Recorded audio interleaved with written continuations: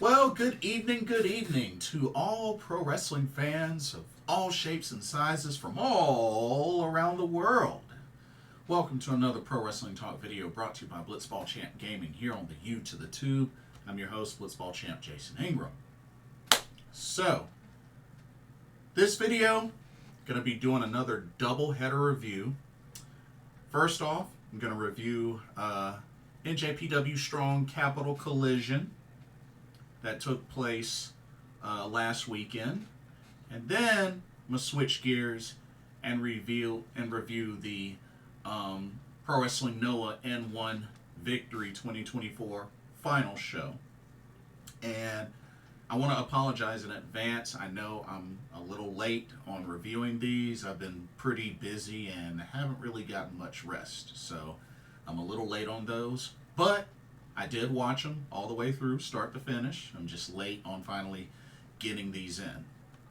And going to talk a few other things as well. Going to talk a little bit of Mayu Iwatani as far as a recent announcement that she made. And also talk a little Julia, who finally graced us all with her presence on WWE NXT. So we're going to talk a little bit about that. Okay, but first, let's get some reviews. Let's get some reviews going. So, first off, NJPW Capital Collision 2024 took place last Friday, August 30th, at the Entertainment and Sports Arena in Washington, D.C. Back in Washington, D.C. again. Had a handful of matches, a few title matches as well. But let's go ahead and let's get started. Let me get my graphics up. And we will get right into it. Y'all ready? Let's do it. Okay. Starting off, Capital Collision, we had a strong Survivor match. As, once again, the undefeated Matt Vandagriff took on the challenge of Allan Breeze. Allan Breeze, not a name that I was familiar with, so this was my first time seeing him in action. Not bad. Not bad. Of course, Matt Vandagriff has been on a roll in these NJPW Strong pre-show events. And, you know, that definitely continued to show in this match. Although Allan Breeze put up a decent fight. I must say he put up a decent fight. I'll give him that. I mean, it wasn't a crazy long match or anything like that. But, you know, it did what it was supposed to. It did what it was supposed to. But Matt Vandagriff picks up yet another victory. Only this time he didn't finish with the 450 splash or shooting star press or anything like that. He decided to put away Allan Breeze with a Bloody Sunday. That's right, hit a Bloody Sunday. Same finisher that Taiji Ishimori uses. Or, excuse me, Finn Balor, back when he was Prince Devitt. I forgot. Taiji Ishimori uses the Bloody Cross. Although it is kind of similar. It's kind of similar, but what Finn Balor, Prince Devitt used to use. Hit the Bloody Sunday on Allan Breeze, pinned him for the 1-2-3. Once again, Matt Vandagriff still undefeated in these Strong Survivor pre-show matches. So the streak continues. I just really wonder if they're going to go somewhere with this. Like, are they going to eventually make him a contender for perhaps the Strong Openweight Championship? Like, I hope they eventually do something with this, because he's been winning match after match after match. I know there have been pre-show matches, but I hope they're going somewhere with this, you know what I mean? So, we'll see what happens. But Matt Vandagriff, another victory. Alrighty, let's move on to our next match. We got the ladies in tag team action. Check it out. Now, originally this was a singles match, but they decided to turn this into a tag team match. But we had the ladies of Empress Nexus Venus of HANAKO and Mina Shirakawa taking on the team of Trish, Adora and Viva Van. A pretty solid match.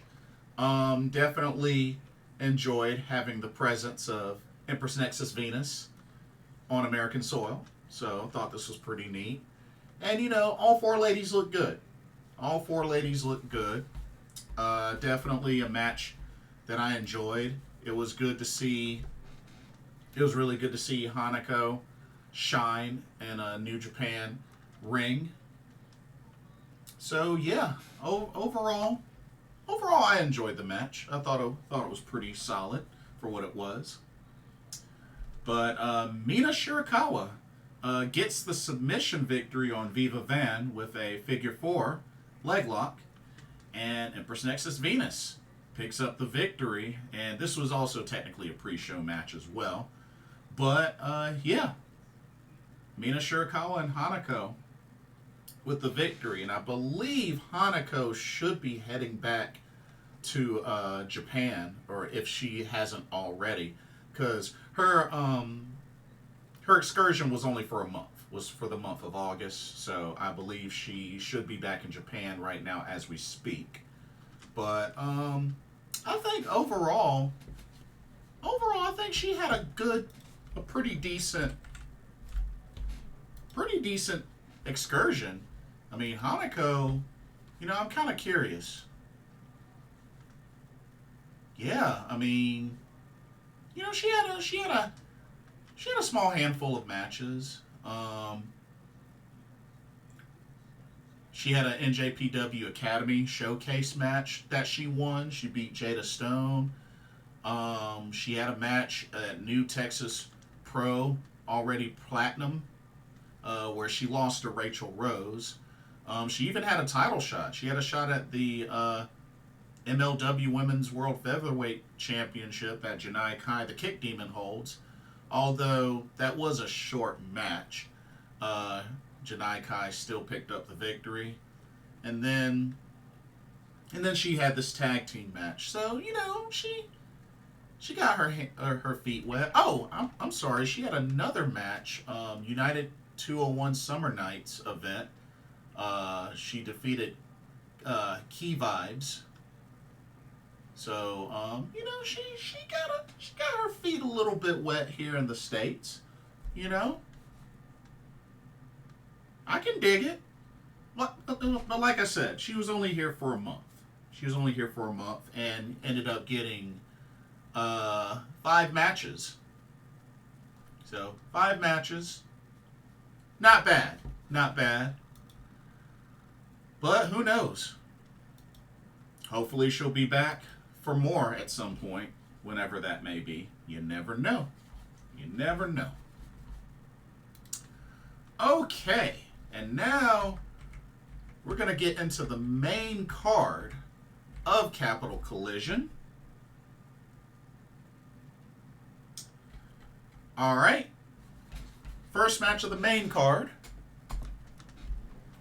Okay, the main card kicked off with a number 1 contenders match, triple threat, 3-way, for the Strong Openweight Tag Team Championships. So winners become the new number 1 contenders.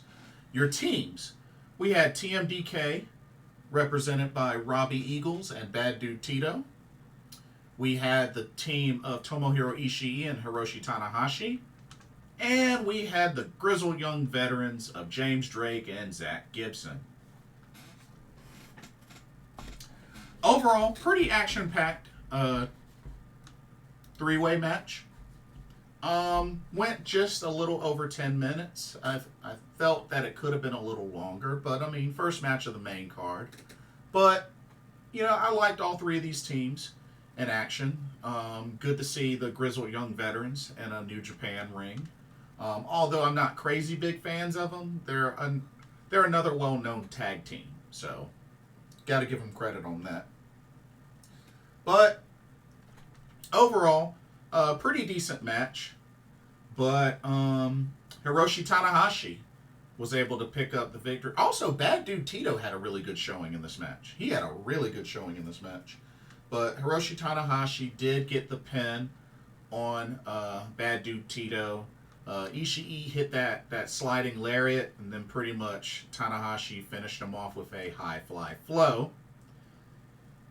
Pinned him for the 1-2-3. Hiroshi Tanahashi, Tomohiro Ishii are your #1 contenders for the NJPW Strong Openweight Tag Team Championships. So congrats to them. But yeah, pretty decent match. Alright, next up, we go to 6-man tag action. Check it out. So for this one, we had the trio of YOSHI-HASHI, Rocky Romero, and Kevin Knight, the Jet Kevin Knight, taking on Bullet Club War Dogs, made up of leader David Finlay, who's the current IWGP Global Heavyweight Champion, and of course Drilla Moloney and Clark Connors, the current IWGP Junior Heavyweight Tag Team Champs.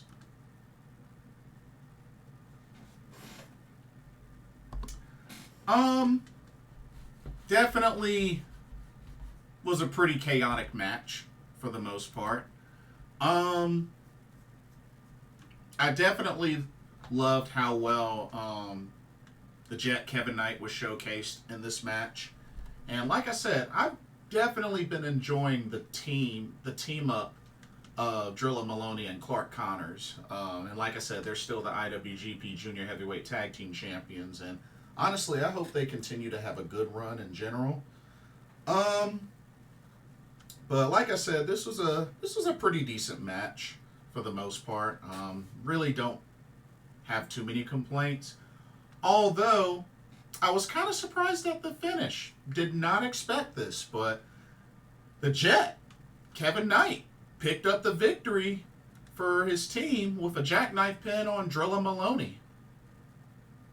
So, Kevin Knight, YOSHI-HASHI, Rocky Romero with the victory. And then, of course, you know, they paid for it afterwards as they got beat down quite a bit by Bullet Club War Dogs. But, yeah, I was kind of surprised. I did not think they were going to beat Bullet Club War Dogs in this. So, hey. But I don't hate it. I don't hate it. That's all I can really say. All right, let's keep it going. More tag team action. You know, had quite a number of tag team type matches. But anyway, here's the next one. All right, had ourselves a grudge match, the run back, as we had Team Dirty Work, made up of Fred Rosser and Filthy Tom Lawlor, and they took on the West Coast Wrecking Crew, made up of Jorel Nelson and Royce Isaacs. Now, this was also a no DQ, no disqualification match as well. I think later on it was turned into a no disqualification match before it got to this show. But yeah, no DQ. Got to see quite a bit. I mean, tables. We saw chairs. We even saw some doors. Get used. So, I mean, you know, these two teams have history. They have quite a history of just tearing each other apart, especially ever since West Coast Wrecking Crew ditched Filthy Tom Lawlor. So, I mean, this has been quite a heated rivalry to this day. But both teams really went back and forth, really went in on each other. And honestly, it was kind of hard to say because they both have victories over each other. But yeah, both these teams went back and forth. Really could have gone either way. But Team Dirty Work was able to eventually get the last laugh as Fred Rosser was able to put Royce Isaacs through Death Valley Bomb style through a corner door, pretty much a door that was set up at one of the corners, turnbuckle. Death Valley Bomb through that door, pins him for the 1-2-3. Dirty work with the victory. They win the grudge match, no DQ. They stand tall over the West Coast Wrecking Crew. And honestly, while good for them, another part of me just kind of feels for the West Coast Wrecking Crew, because I've been wanting for them to have a strong openweight tag team championship run, and they have yet to have one. They've competed for these titles before, but haven't been able to get the job done. And I just really feel like they're one of the legit tag teams, in this division. So I don't know what's going to happen next with them, but I really hope that they get an opportunity to become tag champs, at least for one run, because I like the West Coast Wrecking Crew. I've met the West Coast Wrecking Crew through via DPW, so I hope they get that title run soon as possible. But I guess we'll see. Alrighty, let's keep it going with our next match, which now we have some singles action. Alrighty, we have a very unique singles match here, as we have the G1 Climax 34 winner of TMDK, Zack Sabre Jr., and he'll be taking on Teton of LIJ.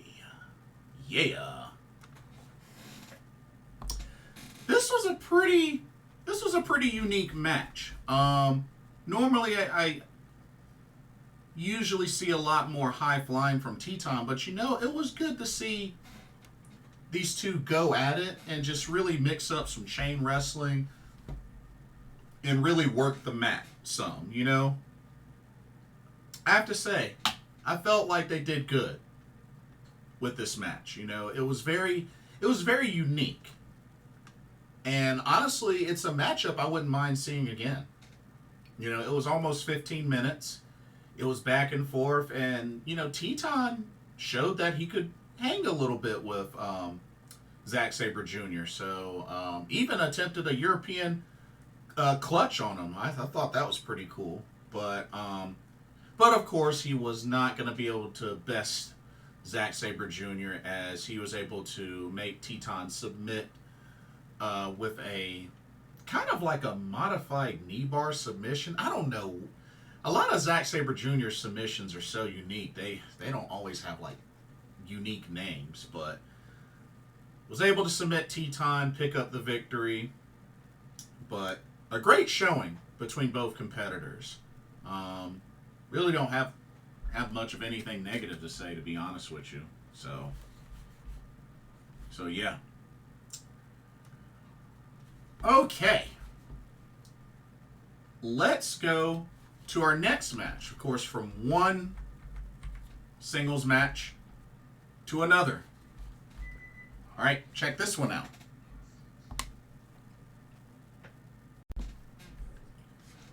We have ourselves another singles match. This time, we had the leader of LIJ versus the captain of United Empire. So, leader of LIJ, the current IWGP World Heavyweight Champion, Tetsuya Naito, as he went up against the captain of United Empire, TJP.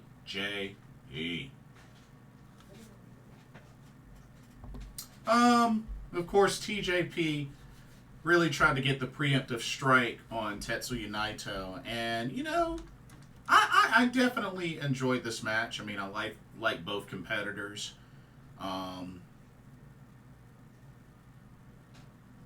mean, TJP, he brought his A game. I'll give him that. He definitely brought his A game for this match. But even with all that he was able to do, it just would not be enough.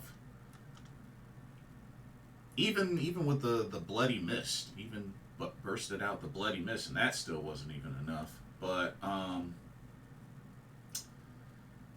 Tetsuya Naito got the pin on TJP with the Correndo small package, which is a very unique pin he does. You know, kind of does like almost kind of like a head scissors into a small package. The Correndo, I think that's what it's called.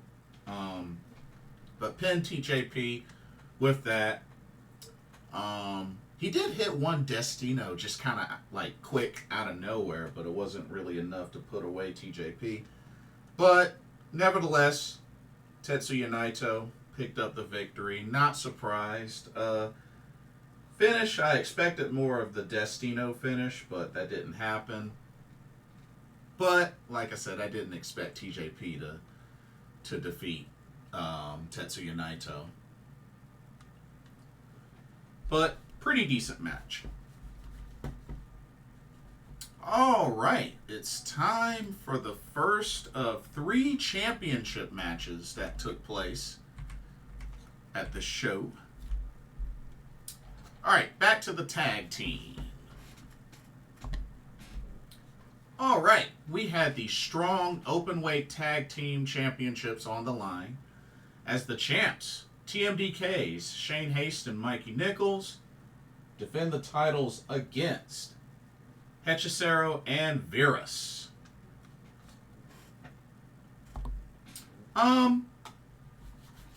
Pretty decent match overall.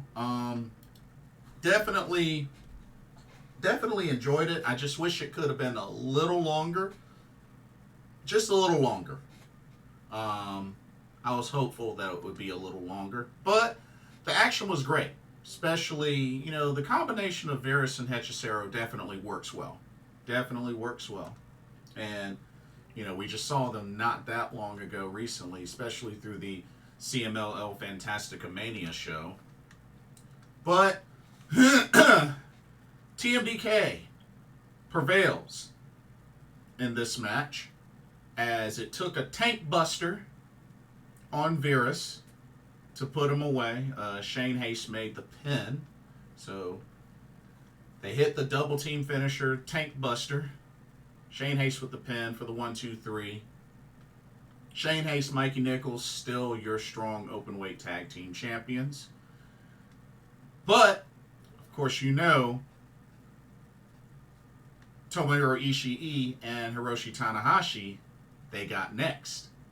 And, of course, you know, they showed up after the match and whatnot. So, yeah, we know that they will be the next challengers for those titles as they won the #1 contenders match at the beginning of the main card.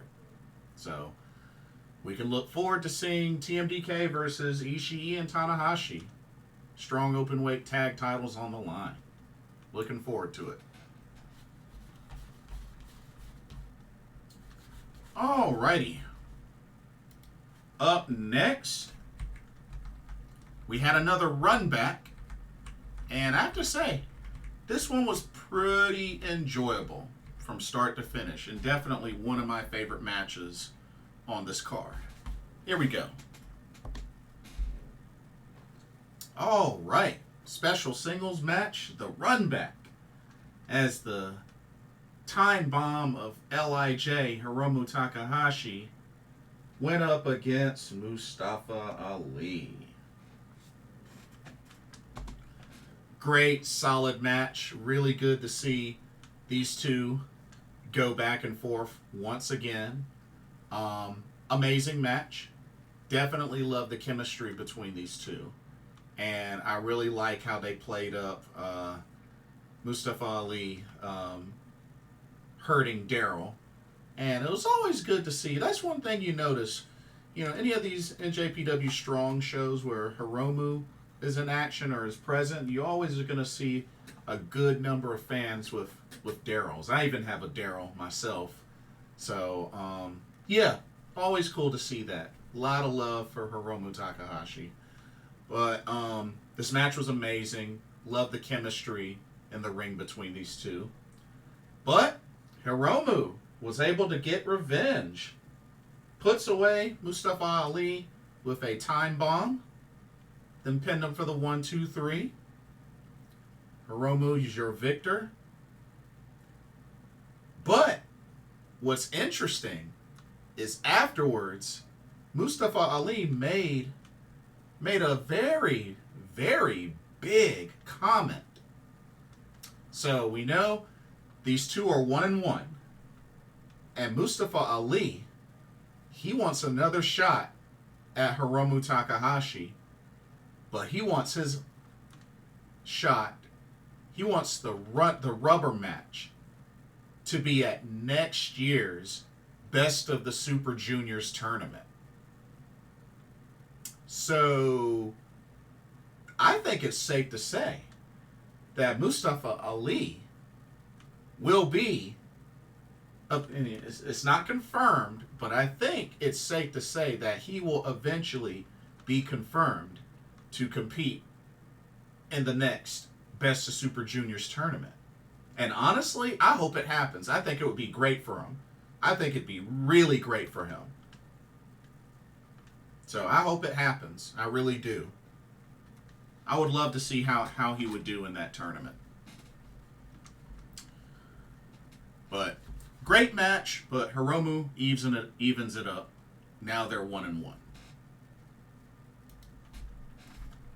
All right. Next title match. All right, we had the NJPW Strong Openweight Championship on the line. As the champion, Bullet Club War Dogs Gabe Kidd defends against the Bad Child / Blackheart, Lio Rush. Another very enjoyable match. It was really good seeing these two go back and forth. Always enjoy watching Lio Rush in the ring. And at the same time, you know, Gabe Kidd, I really like his overall attitude and persona. Just, you know, that real deep heel character that I really feel like is capable of causing destruction. And, you know, more and more that they've built him up through his time being with Bullet Club, I feel like he's definitely blossomed. That's why I've been really happy for him since he won this title, and even since he finally defeated Shingo Takagi. So I really like how they've been building him up more and more. And, you know, this match was great. This was another great test for him going up against somebody like Lio Rush. You know, kind of similar, almost kind of similar size, but, you know, Lio Rush a lot more quicker, you know, more of the high flyer. And it definitely showed a lot of close moments in this match. But the champ was just a step ahead of Lio Rush and was eventually able to hit a drill a hole Madman Bomb combo on Lio Rush to finally put him away for the 1, 2, 3. Gabe Kidd, still your NJPW Strong Openweight champion. And like I said, not surprised. I think he'll have that title for a decent length. I really do. I think he deserves a good run with this title. And then the main event of Capital Collision 2024 showcases the ladies. As we had the NJPW Strong Women's Championship on the line, as the champion, Mercedes Moné defended against Momo Watanabe, the Black Peach, representing Hate.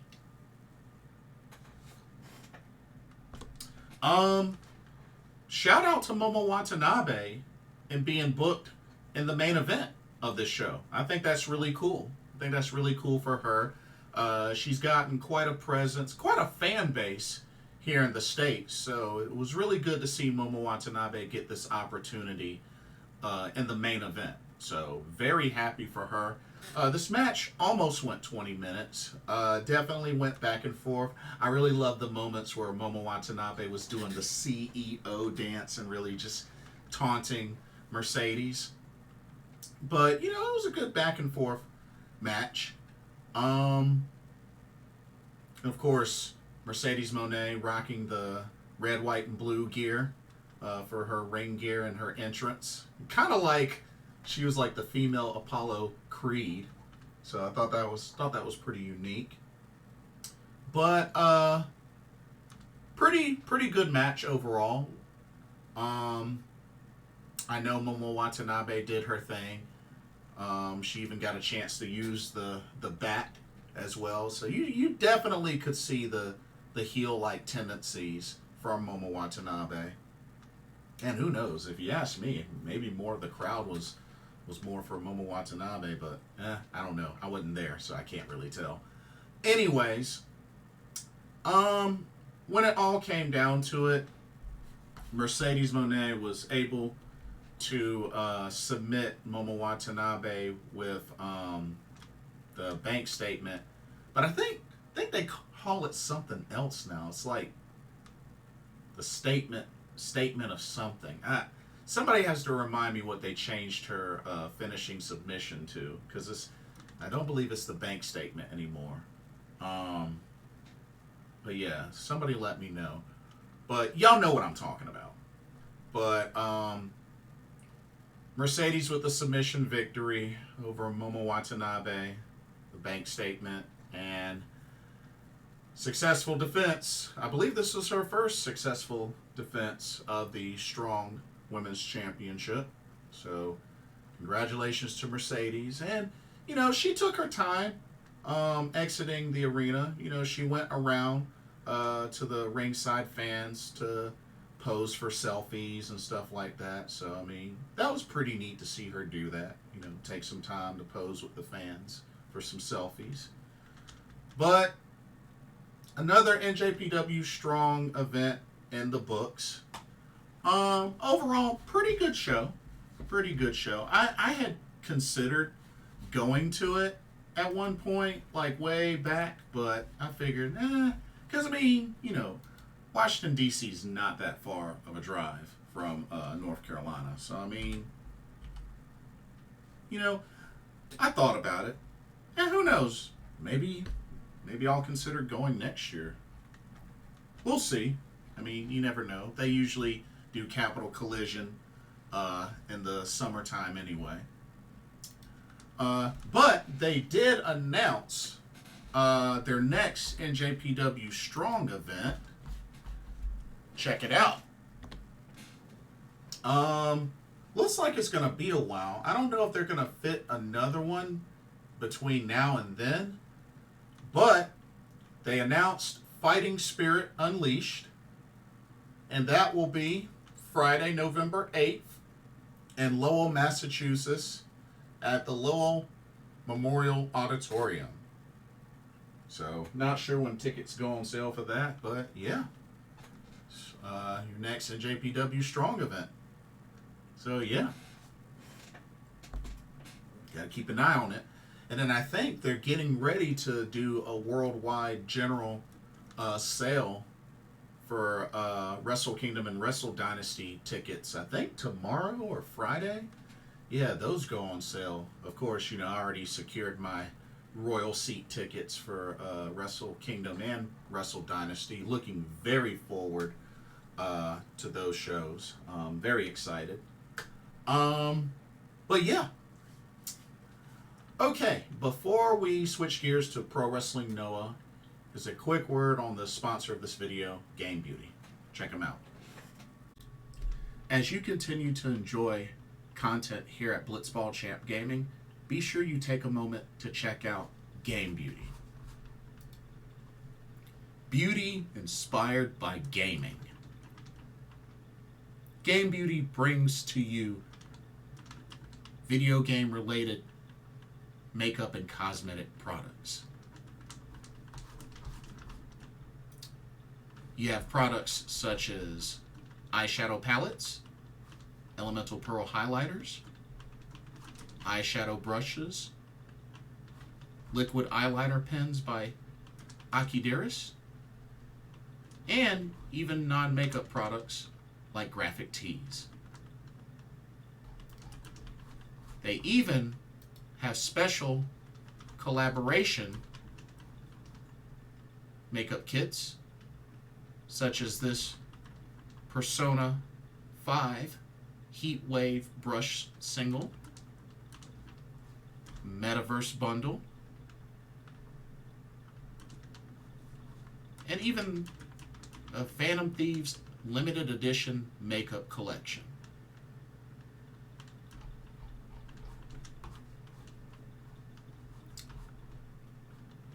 Also remember that Game Beauty provides international shipping of $60 or more. And if you use the promo code BlitzballChamp, all in caps, you can get 10% off of your order. So be sure to use that to your advantage.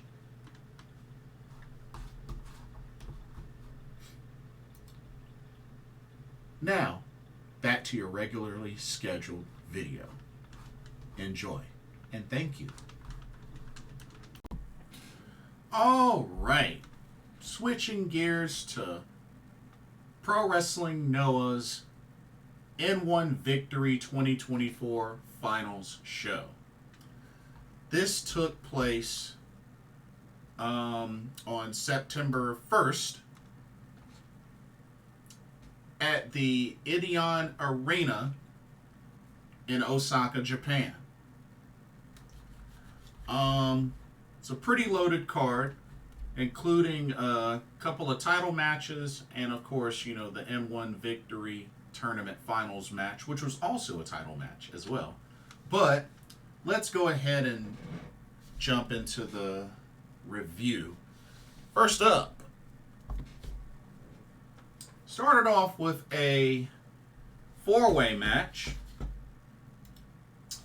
We had Alejandro versus Hajime Ohara versus Tadasuke versus Super Crazy.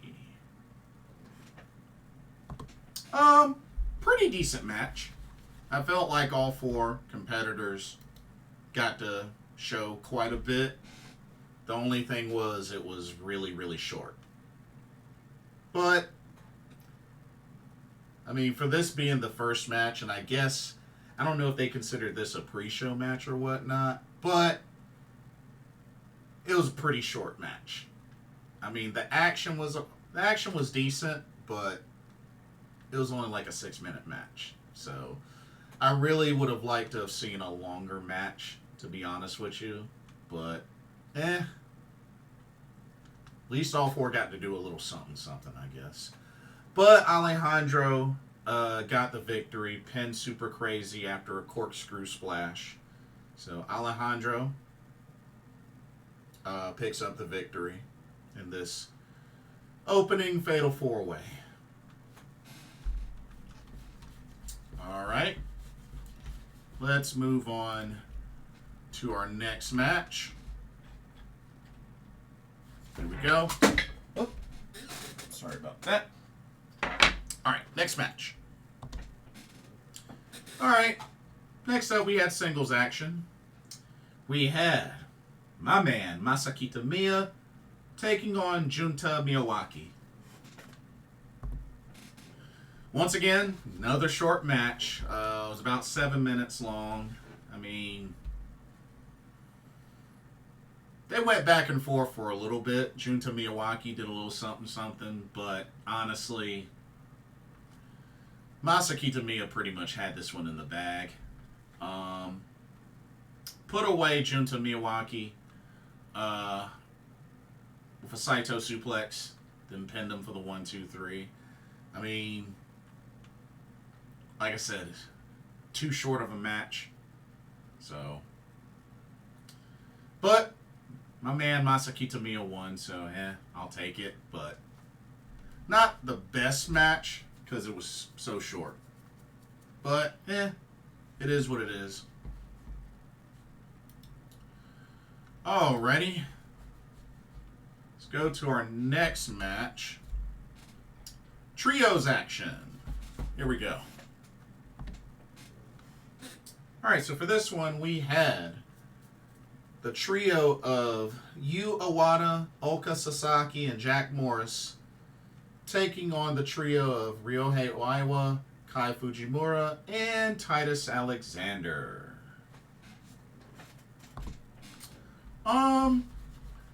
I was very fascinated with really the back and forth between Ryohei Oiwa and Jack Morris, and also Oka Sasaki as well. I felt like Ryohei Oiwa was showcased pretty well in this match. But of course, you know, Titus Alexander got to do his thing for a bit. And thankfully, this one was over 13 minutes long, so definitely a much longer match. Was happy to see that. But yeah, went back and forth.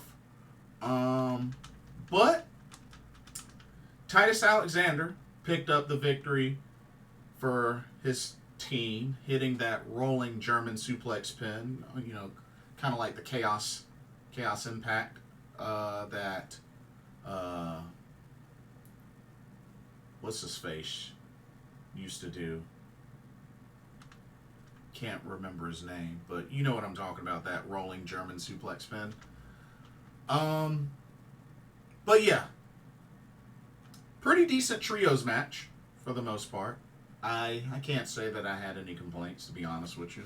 So, but Titus Alexander picked up the victory for his team. So him, Ryohei Oiwa, Kai Fujimura picked up the victory. All right, next up, here we go. All right, we had a regular tag match next.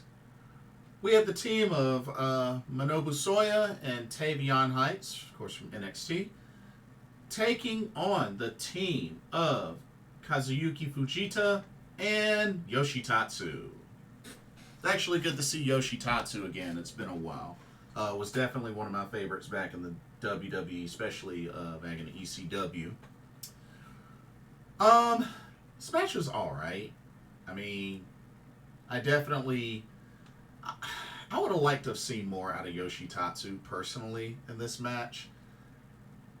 I don't know. It kind of seemed a little bit one-sided with Minobu Soya and Tavion Heights, which, I mean, they did a little something together, but I don't know. This match could have been so much better, in my opinion. I think this match could have been so much better. I mean, it had a decent length. I mean, it went, I think, about 10 or 11 minutes, but I kind of expected more. So this was kind of a bummer. Just a little bit of a bummer. But, and the finish was terrible. Like, they got to give Tavion Heights a better finish, because that finish was terrible. But put away Yoshitatsu after, like, pretty much a belly-to-belly slam. Like, yeah, they could have done a better finish. But pinned Yoshitatsu for the 1-2-3. Minobu Soya, Tavion Heights pick up the victory. Yeah, but the match was kind of overwhelming. Okay, let's go to the next match, which showcases the ladies. Let's go. Alrighty. So we had an 8-woman tag match. We had the ladies of Marigold on one team, made up of Bozilla, Kizuna Tanaka, Miku Ano, and Koki Amare. And they took on the ladies of Miyuki Takase, Sandra Moon, Takumi Aroha, and the Great Sakuya. Of course, I definitely enjoyed this match. I always like when Pro Wrestling Noah showcases the ladies, so I really had no complaints here. I enjoyed the match from start to finish.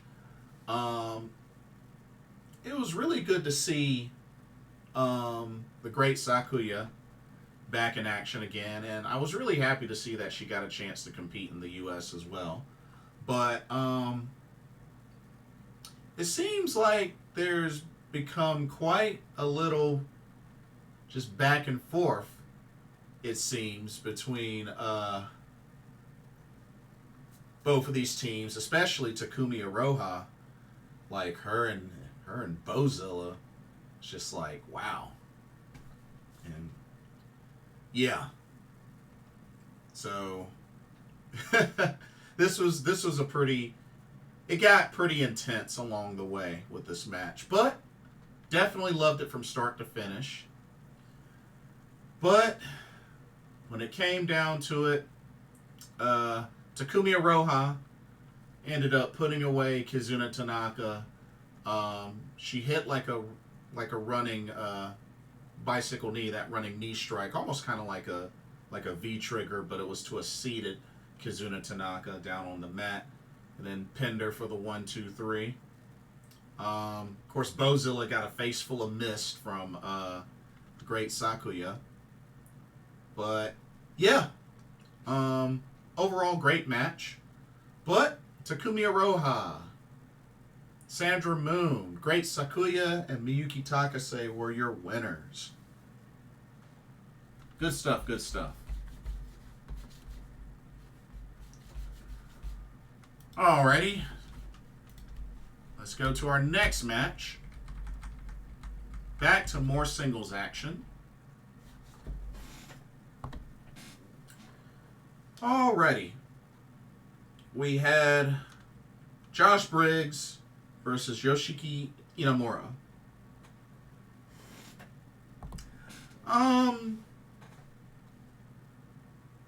Nothing really special, to be honest with you. Just two power fighters going at it. You know, can't say it was bad, can't say it was great. Just nothing special, to be honest with you. I mean, that's really all I can say. Josh Briggs hits the lariat on Inamura-san and pinned him for the 1-2-3. Josh Briggs can get ready to return to the U.S. on a high note with a victory over Yoshiki Inamura. And like I said, he had a pretty good showing in the N-1 victory tournament. So I'm happy for him there, as well as Tavion Heights. So no shame there. But this match just felt kind of bland. But I'm not going to say it was trash, but I'm not going to say it was great. That's all I can really say. All right. Let's go on to our next match. Back to trios.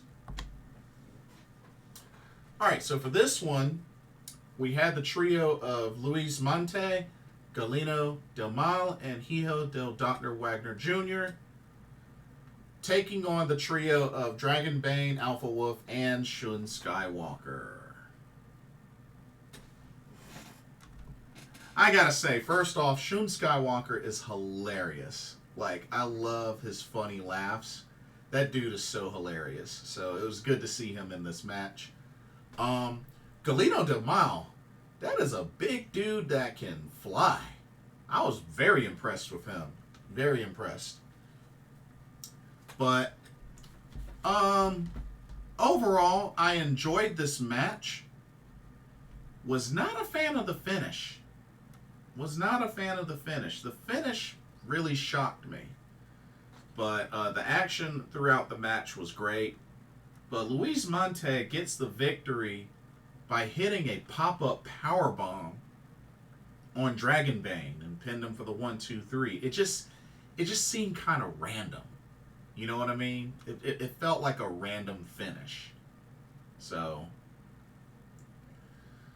but with that being said, Luis Mante, Galeno Del Mal, Hijo del Dr. Wagner Jr. pick up the victory. But that was a really bland finish. Okay, now it's time to get into our championship matches, and this is where it gets really, really weird. I mean, really weird. But, okay. First title match. We had the GHC Tag Team Championships on the line, as the champions of Naomichi Marufuji and Takashi Sugiura defended against the team of Akitoshi Saito and Muhammad Yone.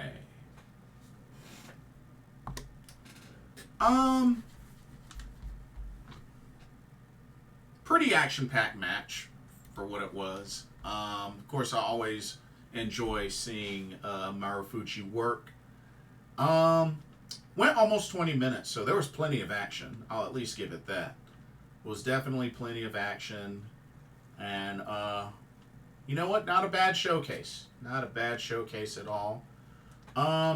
Finish? Didn't really expect this finish, but Takashi Sugiura gets the guillotine choke submission on Akitoshi Saito. And was able to, I think pretty much the referee stopped the match and awarded the victory to the champs. So Takashi Sugiura and Naomichi Marufuji pick up the victory with this title defense. But pretty good match for the most part. Definitely went the distance. Alrighty. Let's move on to our next title match. We had a rematch, a run back for the GHC Junior Heavyweight Championship, as the champion, Amakusa, defended against Daga.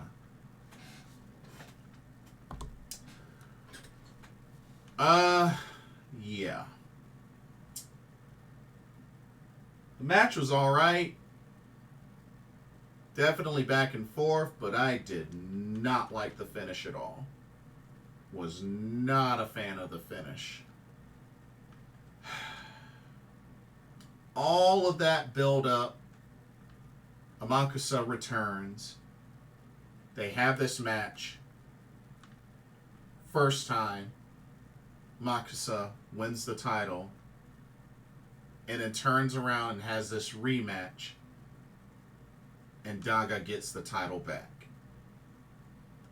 I don't know why they ended up doing that.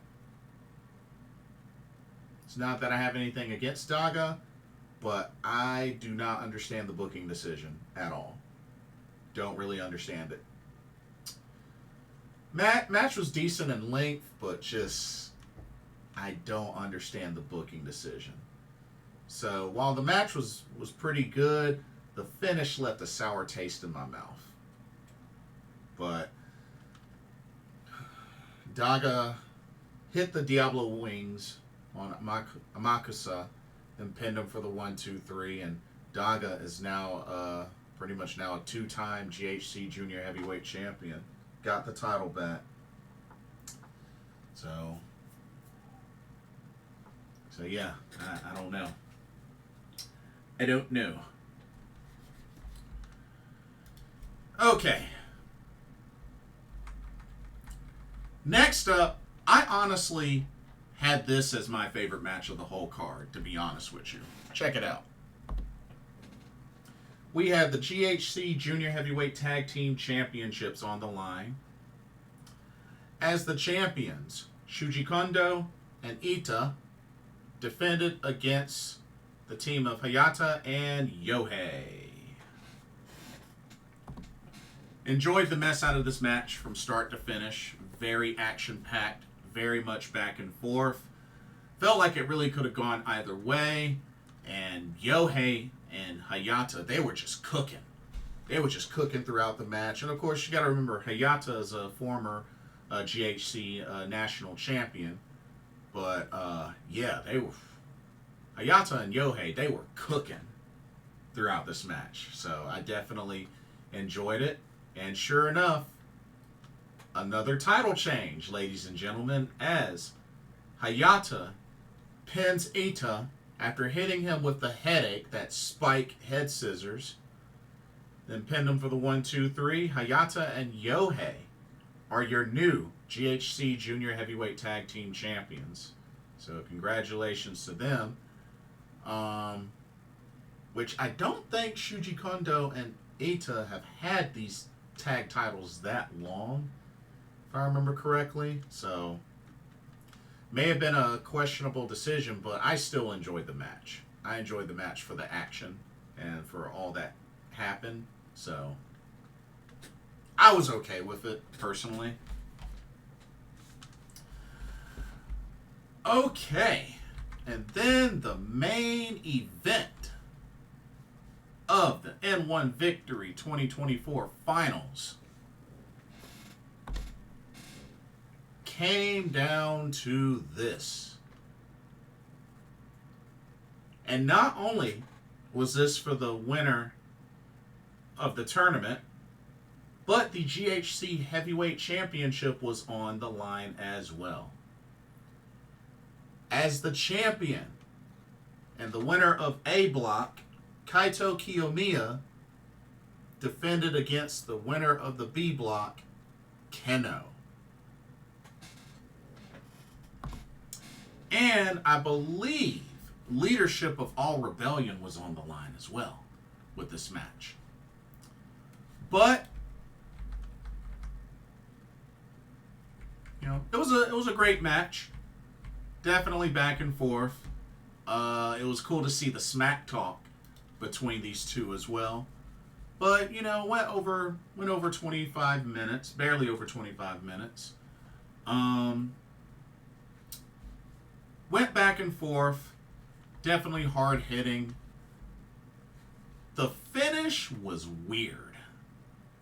The finish was really weird, and I think it really affected the match as well in a negative way. But Kaito Kiyomiya eventually got the best of Kenoh, and he pinned him for the 1, 2, 3. He pretty much did an arm drag into a pin. It was weird. It looked really weird. But yeah, pretty much an arm drag into a pin. And Kaito Kiyomiya retains the GHC Heavyweight Championship and wins this year's N-1 Victory Tournament.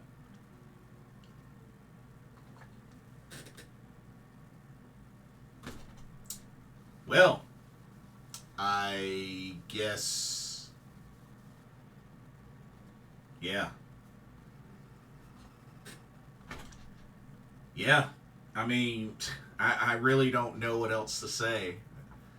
Not really what I was thinking, but to be honest with you, this show, I mean, I've watched a good handful of Noah shows, and they've been really good. This one was on a decline. This one was not as good as the past Noah shows that I've watched. Just got to keep it real with y'all. Was not as good as the past Noah shows. So, kind of took a dip. But, you know, I've seen worse. I have seen worse. But, yeah, I really felt like this was one of their weak shows. But, I mean, it is what it is. But, yeah, it is what it is. But, anyway, so, couple of more things before we come to an end. So, want to talk Stardom, want to talk some Mayu Iwatani, and also the Stardom Awards, the 5-star awards have been made official.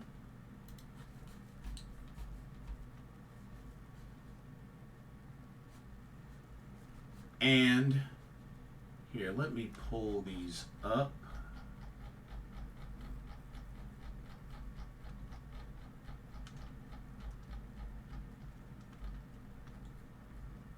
One second. Bear with me for 1 second. I know I had them up. Ah, here we go. Okay. So the Stardom 5-Star Grand Prix 2024 award winners.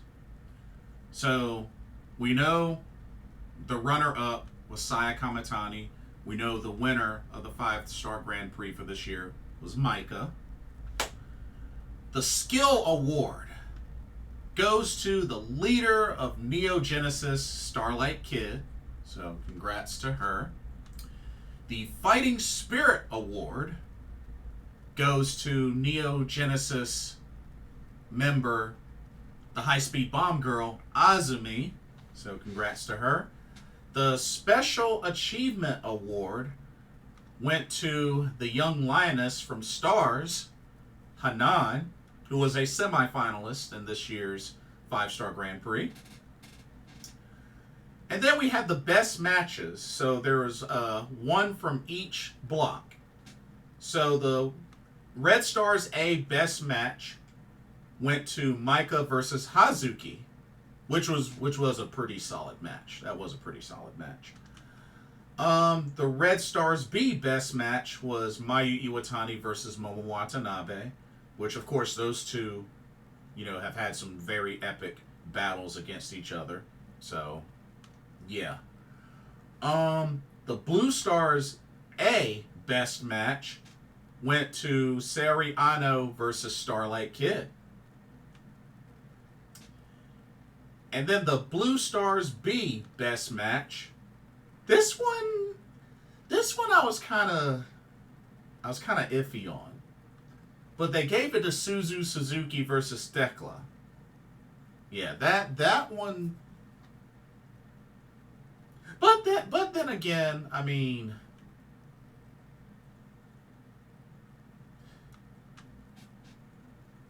well, now that I think about it, I mean, yeah. And at least it was a lot better than, what Risa Serra versus Thekla was. At least there's that. But yeah, those are your 5-Star Grand Prix 2024 award winners. So congratulations to all of the winners. Good stuff, good stuff. Also, they announced Stardom Namba Grand Fight 2024, which that will be a pay-per-view that will be on September 14th.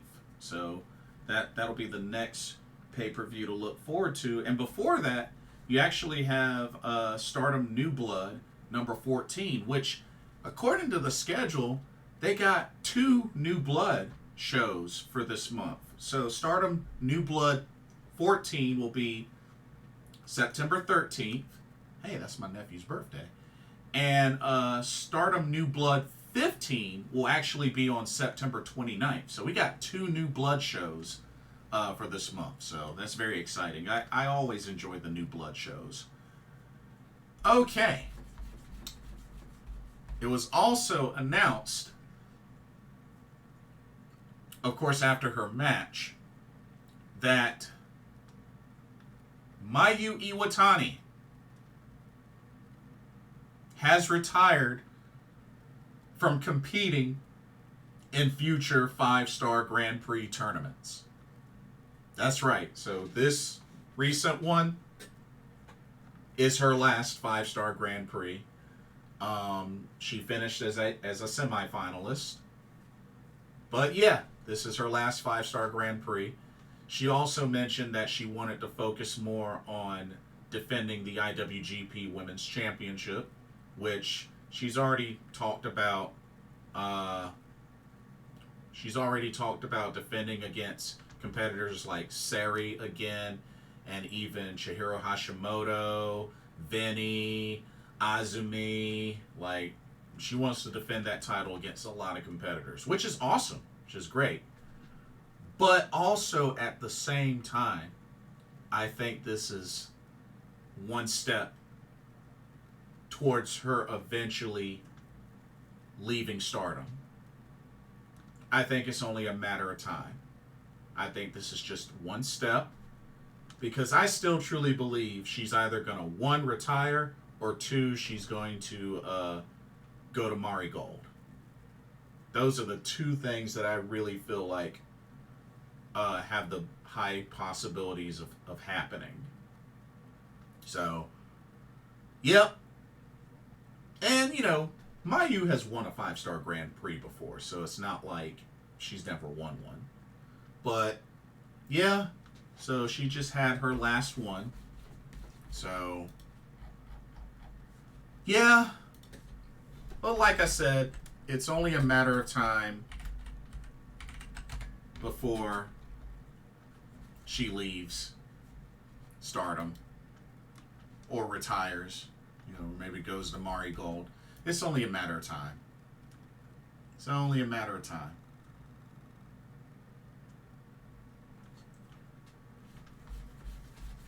But anyway,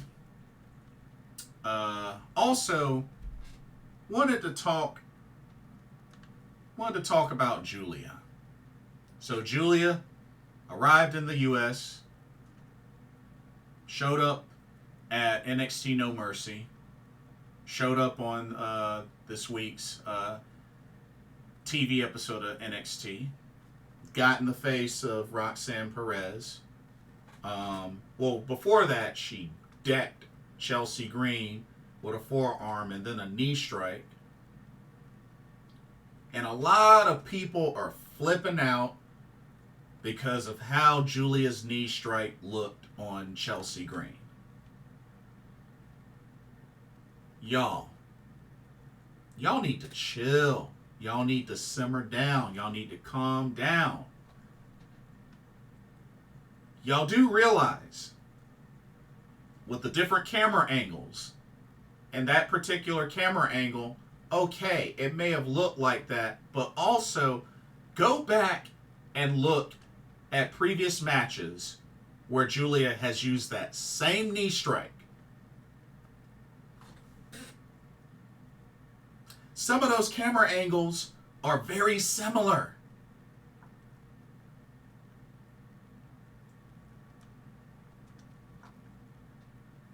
Do your research. Not to mention, do you really want her to deck Chelsea Green with a real legit knee strike? Like, would you rather have that? And then folks complain, oh, Giulia's not safe. Like, you can't have it both ways, y'all. I mean, take your pick. Would you rather her do a knee strike but also protect the recipient? Or do you want her to deck her legit with a knee strike to the face? And then have folks complain, she's not safe. Come on now. Like, and the funny thing is, I'm willing to bet money. That a lot of these folks complaining about Giulia have never even seen Giulia in Stardom or Ice Ribbon or anything like that. Have probably never seen any of her matches in Ice Ribbon or Stardom.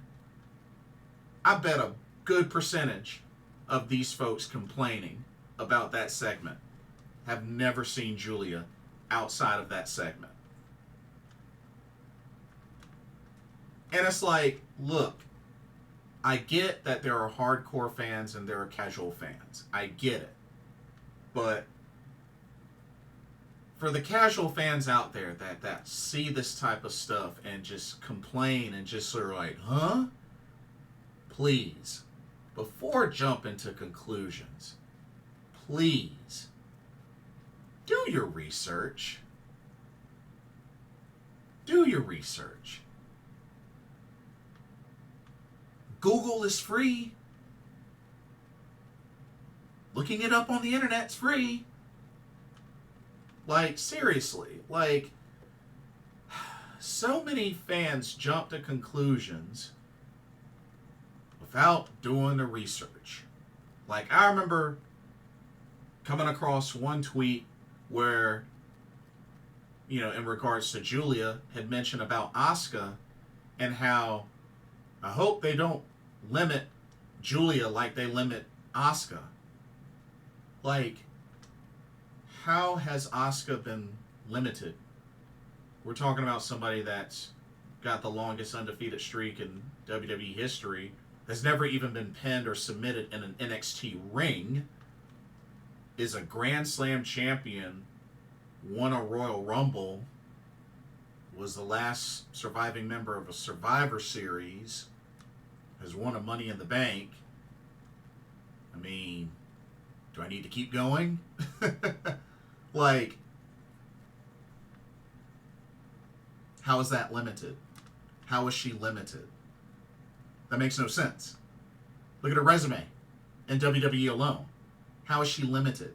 That makes absolutely no sense. And she just signed a new contract, a multi-year, to stay with WWE. And she's not even back yet. That should tell y'all something. Not to mention, already folks are saying, oh, Julia, but can she speak English? Can she speak? Y'all do realize that there have been plenty of wrestlers that have been successful in the WWE where English isn't their first language. Y'all do realize that, right?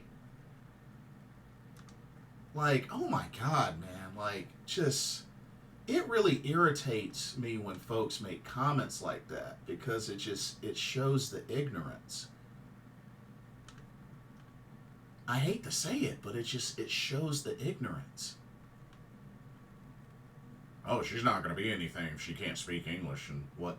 Like, I find it funny how a lot of people just assume that Kairi Sane and Io Sky and Asuka can't speak English or can't speak good English. I think it's funny how they assume that.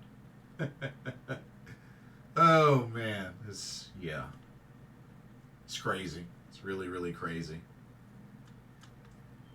But it shows the ignorance. I mean, hate to say it, not gonna sugarcoat it, but that's what it shows. But Julia will be just fine. She will be just fine.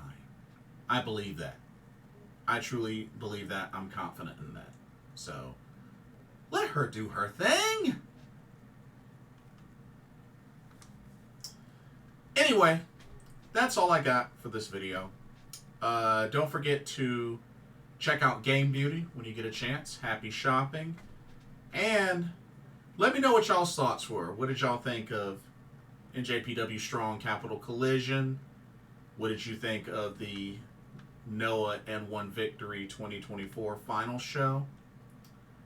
How do you feel about Mayu Iwatani retiring from future 5-star Grand Prix tournaments? And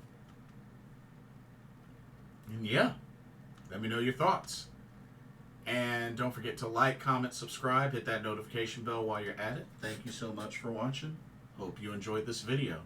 For another pro wrestling talk brought to you by Blitzball Champ Gaming here on the YouTube, the Tube. My name is Blitzball Champ Jason Ingram. Hope everybody has a blessed day tomorrow, and I will see y'all in the next video and or live stream. Peace.